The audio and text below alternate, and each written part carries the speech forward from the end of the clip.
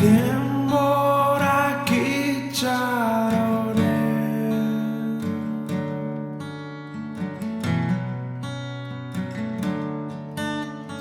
urtek barkatu ere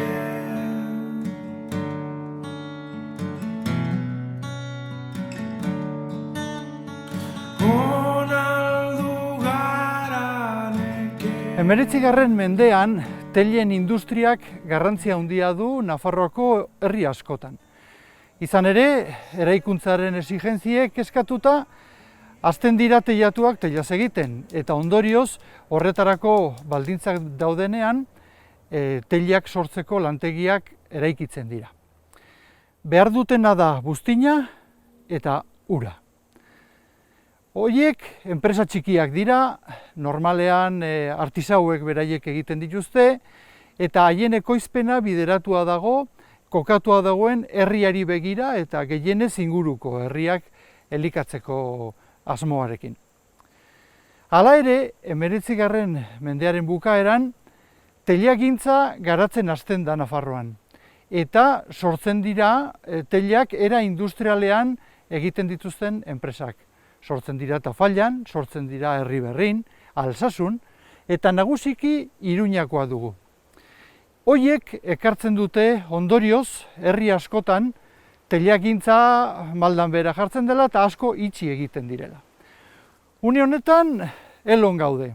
Eloko teilerian hain zuzen ere, edo behintzat teileria horretaz gelditzen diren azkeneko hormen ondoan.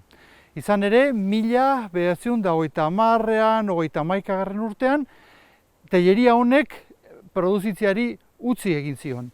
Gelditzen dira aztarna batzuk, hemen ikus daitekenez, eta ikus daiteke bere produzioa ere bai. Nola, teilak egiteaz aparte, adreiluak ere egiten zituzten, eta adreilu hauek berauek erabili dituzte teileriak behar zituen hormak eraiki ahal izateko. Eloko teileria, bere izenak esaten duen bezala, Elotik gertu dago. Baita Iruñatik ere, izan ere, Elo Iruñatik 21 kilometrora dago. Zoritxarrez, leku hau ez da ezaguna hemen ekoizten ziren teilen kalitatearengatik. 1926ko istiluetan, bertan falangistek eta arreketek hobi bat eraiki zuten. Eta hobi horretan 100 pertsona baino gehiago erail eta lurperatu zituzten. Era una familia de padre y madre, 8 hermanos. Bueno, mi abuela era viuda, antes del 36 ya había quedado viuda. Y los hermanos, pues el más joven de todos era mi padre. Y los demás, pues eran jornaleros, tenían unas tierras, pocas tierras, eran con un sentido de clase muy profundo, muy de izquierdas. Y uno de ellos, pues fue en la lista del ayuntamiento cuando ganó el Frente Popular, aunque él no salió. Bueno, pues mi padre era practicante comadrón. Nació en Unzué, ¿verdad? Sí. Unzué. Sí. Entonces, terminado a los 20 años, acabó la carrera y enseguida empezó a trabajar, vamos. Y luego, pues estuvo en muchos pueblos. Y en todos los pueblos que han estado, le ponían una fama extraordinaria. O sea, todo el mundo parece que le quería. Y luego ya llegó a Galipienzo de practicante también. Entonces, allí también tengo un papel, una carta que le ponían de la buena conducta que tenía para el pueblo, para política, para todo. Mi abuelo era un hombre muy liberal, muy inteligente. Le llevaron a la cárcel de Tafalla, por eso nosotros sabíamos que estaba en la cárcel de Tafalla. Afeitaba, Sí. cortaba el pelo y ponía inyecciones. De partero era o sí, como se... Era comadrón también. Comadrón. Sí, y todas esas cosas. Mi tío Julio era electricista y tenían el carné ya de republicanos, los dos. Y mi madre, que era la tercera, Valentina Sánchez, también lo tenía. Eran los tres republicanos y de ideas socialistas. Sabían leer y escribir, conocían las cosas. Mi tío trabajaba, mi tía no trabajaba porque mi abuelo se quedó viudo muy joven, mi madre trabajaba en una sastrería. Había aquí un señor terrateniente, no sé si era conde, marqués, no sé, que tenía una finca grande ahí abajo y la llevaban por los 4 caciques del pueblo. Cuando entró la República, el alcalde, Pedro Lacabe, la compró. A ese señor se la compró y la parceló para los jornaleros del pueblo. Y eso tuvo quitarles a aquellos caciques la tierra que llevaban del fulano ese, un tal Garrán, y repartirla en la gente baja del pueblo, que contra más bajo, más derecho tenía. Pues eso también, eso trajo mucha reacción, o sea, vino después a vengarse de todo ese problema. Y llegó el día, ese, el 13 de agosto, que a los dos los metieron a la cárcel. A mi madre fueron 2 señores de Tafalla a buscarla al río que estaba lavando y se la llevaron y a mi madre le cortaron el pelo al cero. Fueron algunos a Tafalla a buscar ayuda o a ver qué pasaba, a informarse.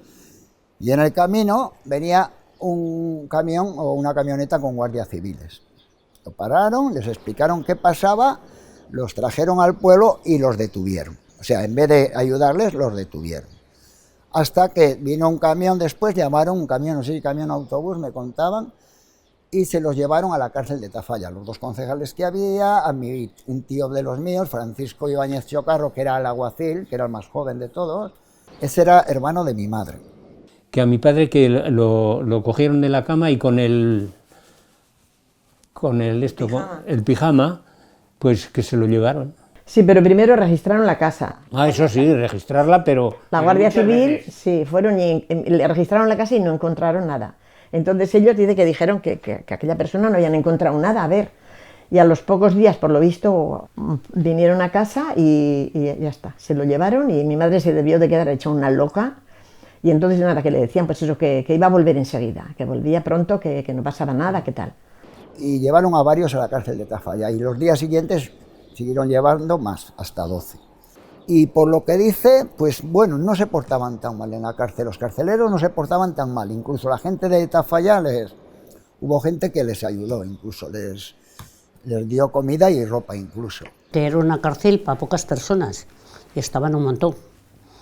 Había de Peralta, de San Martín, de Berbinzana, de La Raga, de Murillo, que trajeron a 2 hermanos de Murillo, los zubietas, porque no querían que los matarían, porque les habían avisado que en el pueblo los iban a matar, y vinieron a casa de su familia, pero fueron a por ellos y los metieron a la cárcel. Ella iba a llevarles el desayuno todas las mañanas, todos al mediodía la comida y todas las tardes la cena. La hacían 3 veces al día para alimentarlos. Y les miraban a lo que les llevaban, claro. Tenían que ir las 3 veces a darles de comer, a sus hermanos. O sea que de cada preso tenía que ir la mujer o el hijo o quien sea a llevarle la comida, el desayuno, comida y cena. Y luego les mandaban la ropa sucia para lavar también. O les mandaban también, pues debían de matar, o sea, como se mataba cerdo y eso, pues debían de mandar cosas de comer. Y luego también dice que una vez que mandaron una sandía terrible que estaba en el huerto de donde nos bajaban con el burro. Sí, y debieron mandar la sandía, pues eso, para que pasaran, para que la comieran allí en Tafalla. Al principio no creían que los iban a matar, porque incluso no los trataban mal del todo, ¿no? Las penurias y hambre y todo, porque les dejaban visitas y todo, ¿eh? Una tía mía que era soltera, pues iba a visitar a mi tío, a sus 2 hermanos que tenía allí, iba a visitarlos periódicamente, podía estar con ellos, aunque las mujeres no dejaban tanto, anduvieron muy mal para que las mujeres y los críos pudieran ir a visitarlo. Le oía yo a mi madre que se repartían, de lo que recibían, lo repartían entre todos, que había una camarera muy buena, y porque a unos les mandarían y a otros no les mandarían. Estando en la cárcel, sacaron en una ocasión a unos de Peralta para matar, los devolvieron, no bien porque se hizo de día o porque que los devolvieron. Y entonces dijeron, cuando vengan a vosotros no os dejéis salir porque es para matar. Y vinieron a por ellos y se amotinaron. La amotinaron en la cárcel con colchones y con cosas. Pero ya se quedó así la cosa.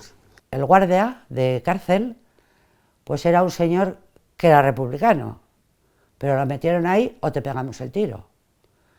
Y la tía, pues como decía, pues muy bien, porque pasaba lo de la celda de los hombres, se lo pasaban las comunicaciones a la tía.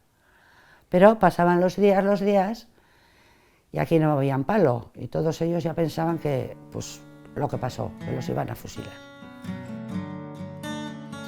Gaztetasuna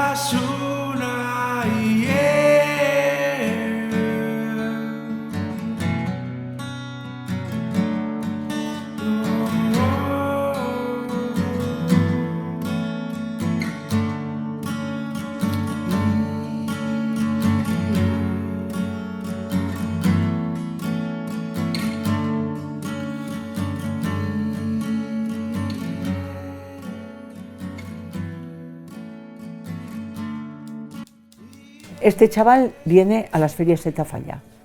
No quería volverse al frente. El padre lo obliga y lo lleva él mismo al tren. Y a los 4 días de ir, os cuenta que las ferias de Tafalla son en octubre, no sé exactamente si son sobre el día 10, pero a los 4 días de ir al frente viene. Entonces, ¿qué pasa? Se hace un funeral, va gente de todos los pueblos, incluidos los de Peralta, porque tenía novia en Peralta, y los 2 hermanos son 2 de los que os he dicho que eran unos buenos matones. Bueno, van allá. Entonces, el sacerdote en Santa María, que fue la misa, en lugar de dar una homilía, fue un mitin político. Un mitin político de que las buenas personas morían como había muerto el hijo de Castilla, y ahí tenemos estos cosas, los trató de todo, y él los tenemos encima alimentándolos en la cárcel. Entonces, ¿qué pasó? Inmediatamente, todos los que estaban allá, que eran casi todos criminales, se fueron a la cárcel para sacarlos y matarlos. Los funerales, me decía mi madre, que eran de horror, cada funeral, porque aquí también hubo, no sé si no hubo otros 20 o 21 muertos en el frente, que tenían terror el día que venía un muerto del frente, estaban ya acojonados, porque iban por la calle gritándoles en las puertas de la casa, rojos, asesinos, os vamos a matar, o sea, la de Dios, cada de esto que venían. Y luego en el funeral, de lo que era de la iglesia hasta el cementerio, era una manifestación de odio, de estos, y claro, y ahí tenías que ir al funeral, decía mi madre, tenías que ir al funeral ahí tapadica como podías, y oyendo todo aquello, sabiendo que a ti te habían matado un hermano, y al otro el padre, y al otro el abuelo, y tenías que ir al funeral, y tenías que aguantarles todo lo que te decían, los insultos y todo. Y sí, cada cadáver que venía debía ser aquello horrible. Ya llegó el 20 de octubre, el 19 a la noche, y pasó el carcelero, le dijo: Esperanza, se los van a llevar a matar. ¡Buah!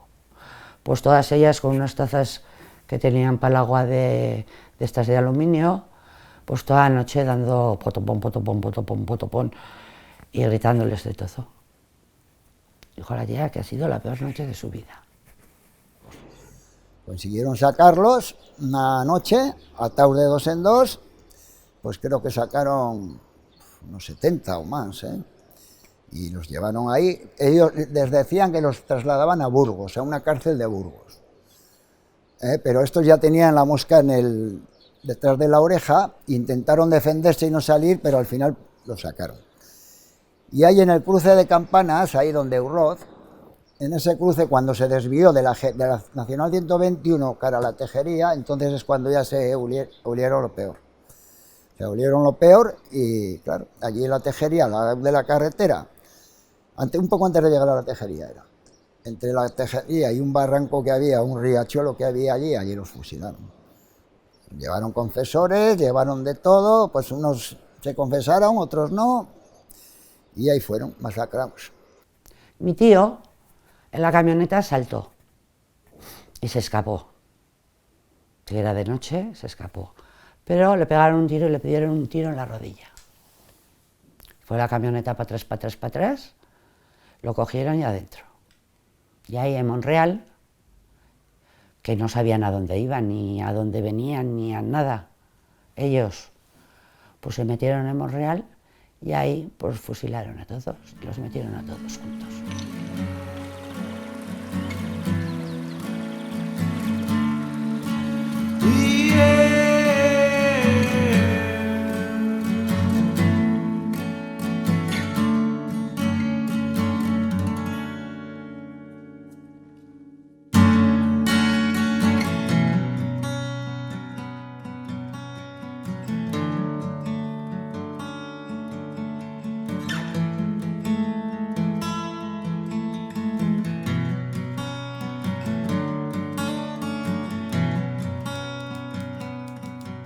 Aquí detrás, justo donde estoy yo, pues aquí les daban el tiro, los echaban para abajo y era una fosa abierta, era una fosa que la echaban luego cal, un poco de tierra y tal, y estuvo durante meses activa.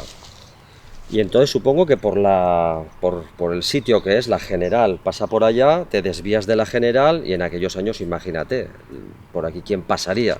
Pero la saca de Tafalla, porque claro, como bien digo, era una fosa abierta y estuvo durante tiempo trayendo a gente y asesinándolos. En Tafalla sí que fue de noche. Y yo tengo la pena de morirme sin saber qué hicieron con ellos, desde las horas que los sacaron a las 8 de la mañana que empezaron a matarlos. Que yo esto lo sé porque uno de los que estuvo enterrándolos, que lo obligaron a él y a otro, que tenían 16 años, uno y el otro 17, por eso sabemos que era a esa hora cuando los empezaron a matar. Siempre se decía que sin autobús, que sin camión. Según Pablo, se llamaba Pablo, que ya está muerto, que era en autobús y que se resistían a bajar y que se agarraban, pero que los bajaban de 2 en 2. Claro, ahora ya esa cuesta no existe. Por la cuesta los ponían así, de 8 en 8, y de la ladera del río se ponían y los mataban. Y luego yo le pregunté cómo estaban en la fosa, tan revueltos en una de las fosas, y me dijo, porque dijeron que nos daríamos prisa. Entonces el veterinario iba y les daba el tiro de gracia.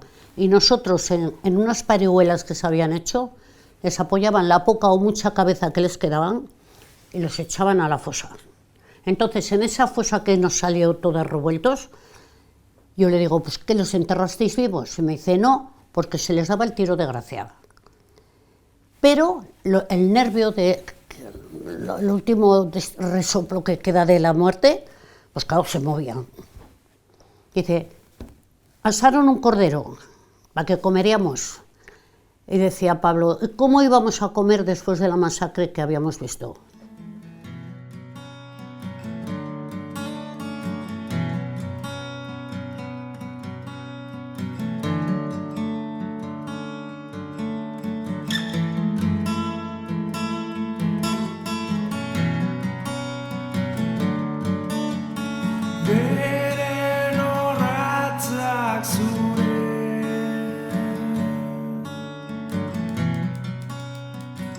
Yo sé por mis tíos y otras gentes del pueblo que había personas del pueblo que eran obligados a venir a enterrar a los fusilados en la Tejería. Los enterradores, lo que yo he oído aquí del pueblo y eso es que pues es fácil imaginar que el subdelegado iba diciendo pues tu pantalla y tal, y había gente que incluso pagaba por no ir. O sea, había gente de que tú tal, y joder, y le daba dinero a alguien para esto. Era fácil escurrir el bulto en 2 personas, 2 hermanos solteros, ¿qué tal? Y jóvenes, los traían aquí, hacían abrir el agujero y luego tapar. Aquellos tuvieron que ver algo que no se podría definir lo que verían aquellos. Los asesinos, pues era algo como cotidiano, algo como muy común, como muy acostumbrados a eso, ¿no? Los hermanos Oger, en este caso, que yo los conocí, pues hombre, con todo lo que habían pasado aquellos hombres viniendo aquí tantas veces a enterrar a tantas personas, obligados, con amenaza de muerte de si lo contaban, pues evidentemente no tenían muchas ganas de hablar de este asunto. Sin embargo, en las exhumaciones del 78, los hermanos Ojer vivían los dos y asistieron a las exhumaciones y ayudaron a todas las familias a encontrar los cadáveres. Uno de los que los enterró, que era de Monreal, que contó pues que había de todo. Había unos que gritaban viva la República, otros llorando, otros rezando, porque había 6 curas o 7 curas, 8 curas para confesarlos, claro. Y los llevaban de 2 en 2. O sea, bajaban, estaba la carretera, yo estaba allí, ahora ha cambiado mucho aquello. Pues lo bajaban así como si sería un terraplén, un ribazo, pues los iban bajando y cuando tenían ya los que iban a fusilar, fusilaban, pero el que estaba en el autobús atado o en el camión estaba oyendo todos los tiros, estaba oyendo todo, ¿eh? Vamos, lo que había allí, todo sangre, todo cuerpos tirados por allí, porque según los iban fusilando los dejaban, para que los enterraría el que vendría después. Y aquella noche debieron fusilar lo menos 70, no sé cuántos, pero muchos, muchísimos en una noche. O sea que no fue poco a poco, la saca grande aquello fue horrible. Sabíamos que estaba ahí, que estaban en Monreal, pero claro, dinero ni permiso teníamos para haberlo sacado. Que estaba ya preparada, eso sí que sabemos, porque incluso cuando se llevaron al grupo de Tafalla, que ya os digo que iban de varios pueblos, bueno, pues llamaron a los 2 hermanos para que fueran a enterrar. Salieron de Tafalla a las 10:30 de la noche, o más tarde. Os podéis imaginar cuando llegarían en aquellos tiempos a Monreal, o sea, sería ya casi la madrugada. Entonces el joven, uno de ellos, el mayor, era subnormal. Y el más joven les dijo, que no podemos bajar mañana, vosotros veréis, o los enterráis o os enterrarán. Entonces estaba ya preparado. Y dice que tuvieron que arrastrarlos del ribazo hasta abajo para que sería más fácil enterrarlo. Este nos contó eso, que aquello era impresionante, claro, cuerpos... Porque la mayor saca fue en un día, Habían matado 8 o 10 unos días antes y después de la saca de Tafalla, pues mataron a 5 o 6 más. Pero el grueso, porque ahí sacamos 81 cuerpos nosotros, en un montón. Y bueno, pues eso, debió ser, te das una idea, aquello terrible debió ser, ¿no? Como una mujer estando aquí la llevaron aparte y ellos oyeron gritos desgarradores y al aparecer la mujer se percataron que la habían violado. Iba con la camisa desgarrada, daban hasta de qué color y qué figuras tenía estampada esa blusa y eso, pues, tiro y para abajo, ¿quieres hombres? Toma hombres.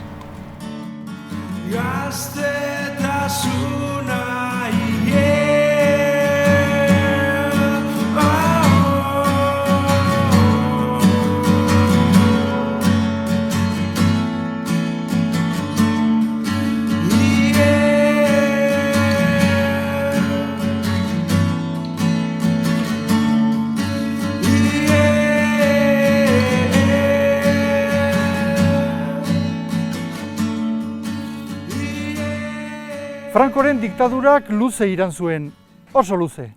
Familiarrek bazuten entzuna, haien senitartekoak non zuden lurperatuta, baina 40 urte horietan, etzen girorik hoien bila etortzeko. Hala ere, 1978an, mugimendu bat sortzen da, bide bazterretan lurperatuta dauden senitartekoak eskuratzeko. Mugimendu hori oso ongi gogoratzen du Josefina Camposek, izan ere bera izan zen sustatzaileetako bat.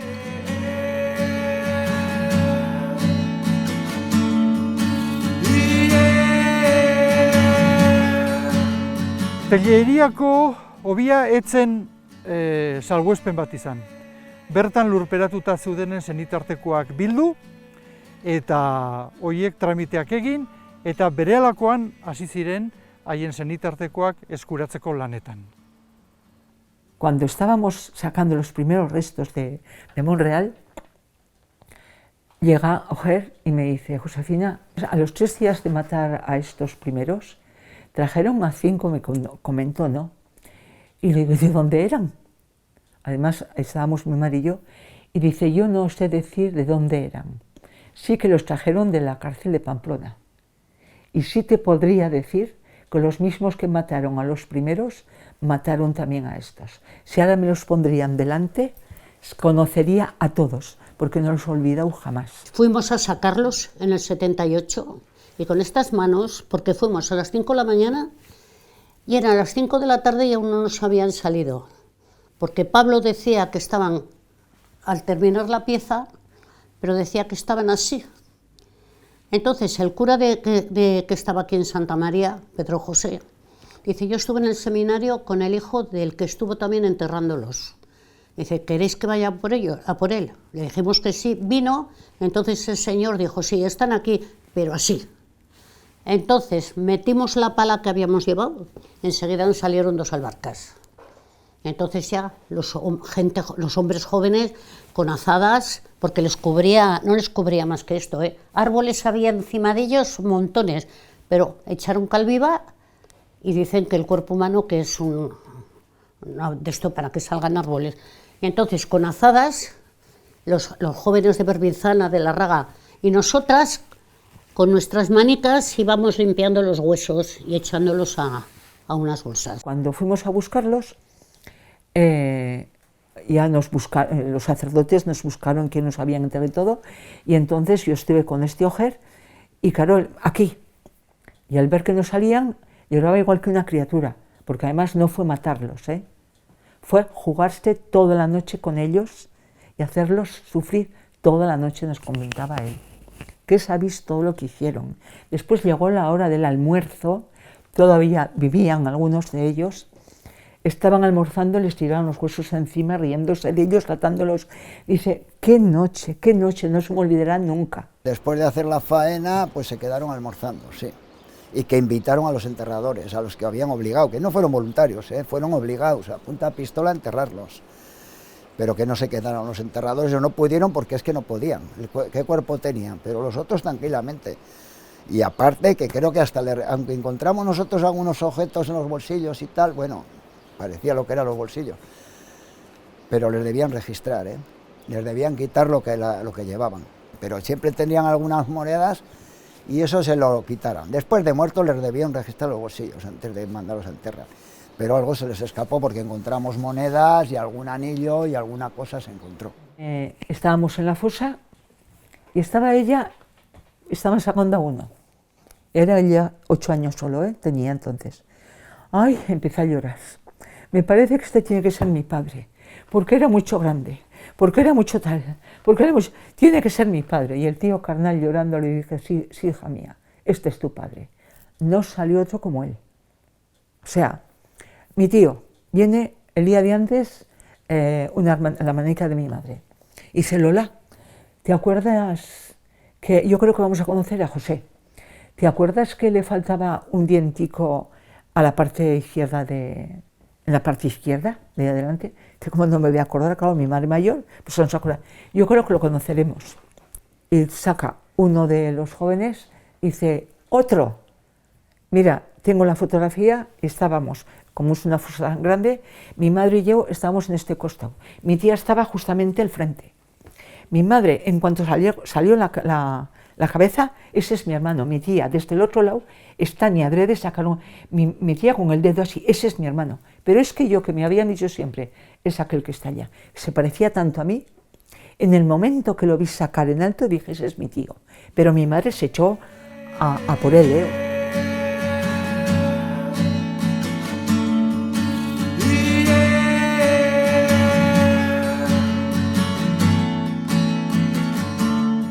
Dos fosas abrimos, 2. Pero yo creo que si hubiésemos seguido, hubiésemos sacado. Lo que pasa que, un ejemplo, mientras esperábamos, pues los de Peralta decían a mi padre o a mi abuelo o a mi tío, porque han pasado 40 años, lo llevaron a matar con la medalla de la Virgen de Niebla. Otro dijo, a mi padre lo trajeron a matar con una cazadora de cuero y en el bolsillo llevaba una pipa de fumar en puro. Y es que nos salieron las medallas, nos salió la pipa, nos salió un braguero de otro que había dicho que nos salió la bota del Cojico Balda, que era de aquí de Tafaña. Entonces ya nos salieron de propina, que los tenemos aquí en el Panteón de Tafalla, me parece que tenemos de propina 20, que no han salido los familiares, porque más allí estaba una fosa de Aoiz. Pero yo pienso que si hubiésemos seguido... Dos hermanicos, que es el que os he comentado, que estaba el casado por lo civil y se lo llevaban a la cárcel cuando subía el hermanico, donde te llevaban, donde vas, y ala, tú también, tenía 16 años, bueno, pues estaban atados por el antebrazo también, con un alambre. Habían estado 2 días antes, fueron a casarlo por la iglesia. A él y a otro que había de Peralta, que estaban casados por lo civil, fueron, alguno de los curas de Peralta fue a casarlos por la iglesia. Se conoce que era más pecado mortal para Dios el que estuvieran casados por lo civil que no matarlos, lo que iban a hacer a los 2 días siguientes. Bueno, pues entre los presos habían juntado las 13 monedas de plata y las llevaba envueltas en un papel de periódico, que todavía se veía el periódico, y las llevaba junto a la cadera, de que las llevaba en el bolso. Salió una chivite. Había una señora de Tafalla. ¡Ay, ese es fulano! ¿Lo conocía usted o qué? Y dice, hija mía, me hice novia de él en la cárcel. Y dice, estaban 2 hermanos, el hombre, claro, el soltero, bueno, pues hizo novia del pequeño. A ella no la mataron, y las mujeres no las mataron. Cuando se los llevaban, pues se vieron entre rejas. Y dice, eres chivite, pero qué guapo eres. Y el otro le dijo, y qué guapa eres, era guapísima. Y me dijo, mira, al día siguiente de llevárselos, así como me ves ahora el pelo, y tenía 19 años, me salió el pelo totalmente blanco, pero blanco lo que se dice blanco, porque claro, también pensaban que se las llevaban. Bueno, pues salieron las 2 caras, las 2 cabecicas, y estaba allí un hermano, y es ver las cabecicas y ver al hermano para ver que efectivamente eran ellos.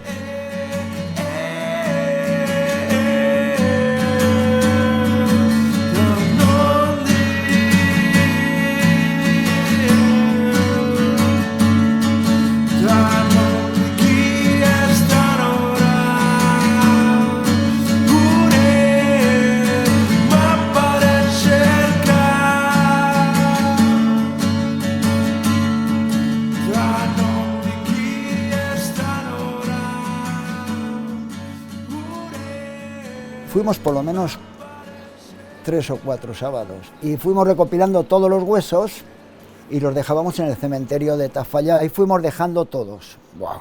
Aquello te puedes imaginar. Sí que se sacó alguno por la dentadura. Por la dentadura creo que alguno se pudo sacar. Por la prótesis que llevaba, un diente de oro y tal.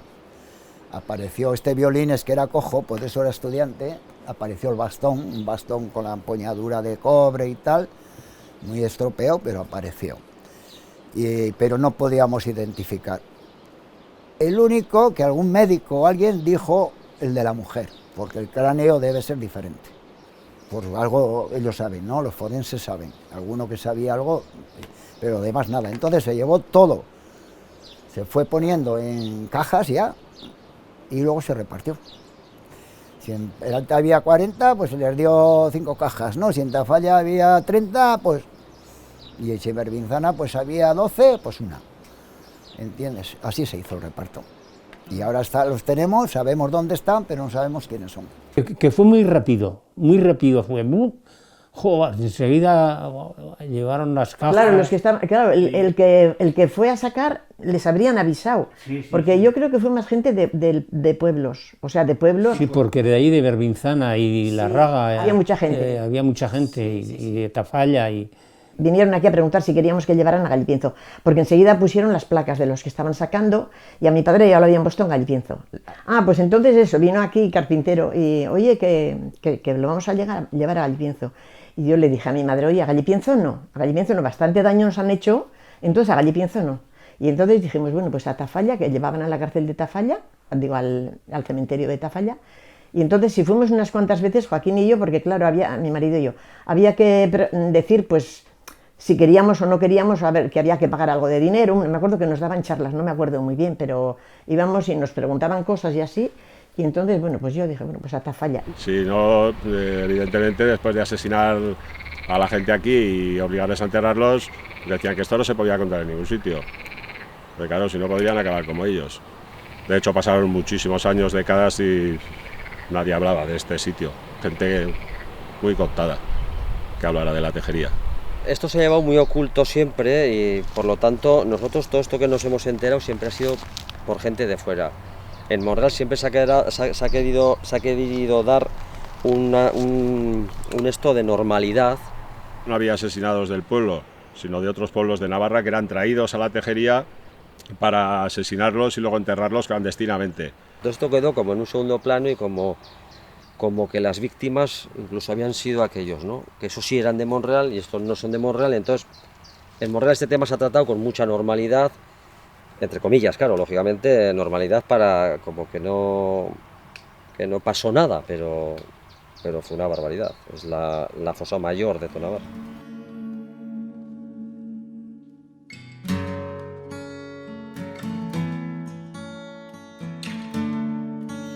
Da non di chi è starora Gure ma pare cerca